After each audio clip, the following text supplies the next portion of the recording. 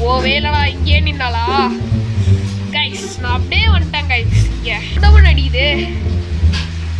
O no, I'm going to day 2. So sad. இந்த தடவை room stick அவன் ரூம்ல தான் இருக்கும். நம்ம என்ன பண்றோம், இங்க இந்த சத்தத்தை போட்டு அடே இங்க ஓடிட்டு நம்ம. ஏன்னா இவன் இந்த கேப்ல இங்க வந்துருவாளா, அதனாலதான் எச்சு ஓடு. தங்கச்சி இங்கயா இருக்கிற நீனே?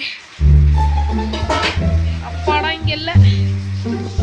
வந்துட போறான். எப்படிக்கா நம்ம எப்படிக்கா ஓடிட வேண்டியதுதான்.